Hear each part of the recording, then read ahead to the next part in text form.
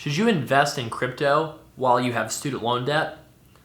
This is going to cause controversial opinions because everybody has an opinion about cryptocurrency, whether it's the next big thing or if it's just one giant ridiculous Ponzi scheme, right?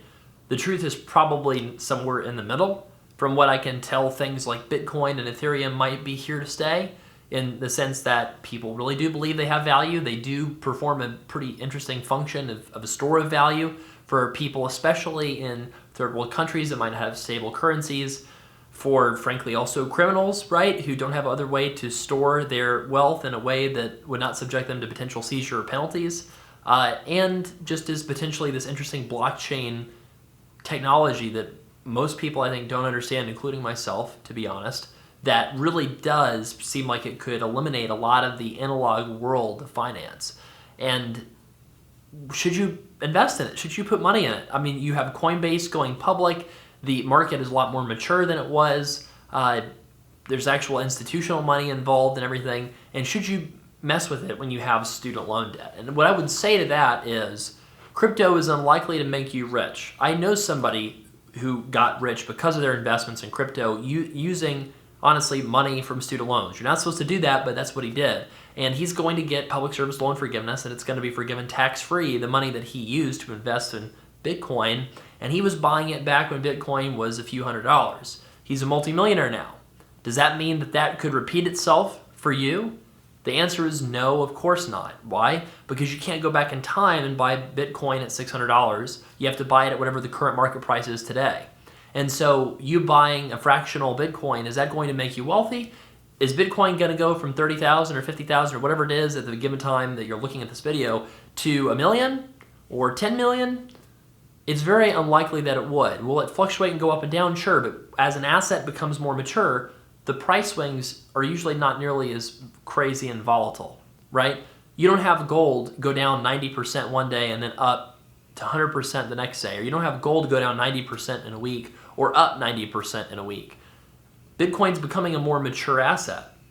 And if it's going to stay around as an asset, it means the returns that you could expect from it are not necessarily huge because there's no internal rate of return from a Bitcoin. It is a speculative instrument at this point in time, right? It's not a currency, which means it's not really an investment so much as a speculative gamble.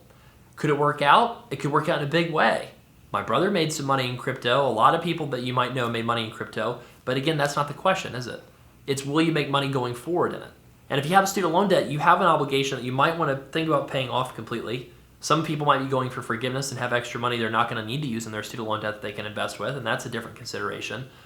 What I would like to see is for people that are thinking about putting money in crypto to think of it as their fun money. This is money you would go to the casino with. This is money that you would, back in the day, go watch a horse race with, right? This is money that you were okay losing that you might go out and spend at a bar, but instead you're spending it gambling. Investing is something that is going to make you rich over very long periods of time. That's my definition of investing. By at standards of cryptocurrency, with it being speculative, there's no guarantee that a Bitcoin will be worth 10 times what it's worth today in 30 or 40 years. The stock market, though, very likely will be worth that multiple or some sort of multiple of what it is today because there's real profits and real dividends that are coming from behind that, right? Now, could the United States government disappear and the stock market go to nothing and Bitcoin's the only source of value because the world governments change everything? Sure, but that's so next level thinking and kind of just extreme thinking that it's probably not worth exploring, right? Because it's so crazy that what would matter in that case is having a gun and a useful skill, right, so to speak. So is investing in cryptocurrency a good idea if you are a student loan borrower? I would say do what you want to do. I wouldn't call it investing because it's speculative.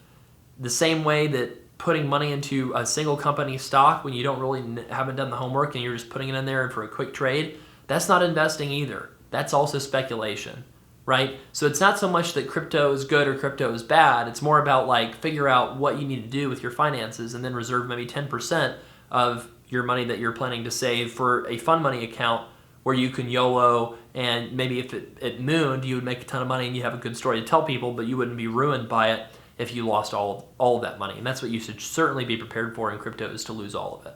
So if you want to learn more about traditional investing methods that long-term have a much higher probability of making you wealthy, check out the studentloanplannercourse.com 6-figure debt to 6-figure net worth investing course that so many people have used to transform their finances as student loan borrowers who have more than $100,000.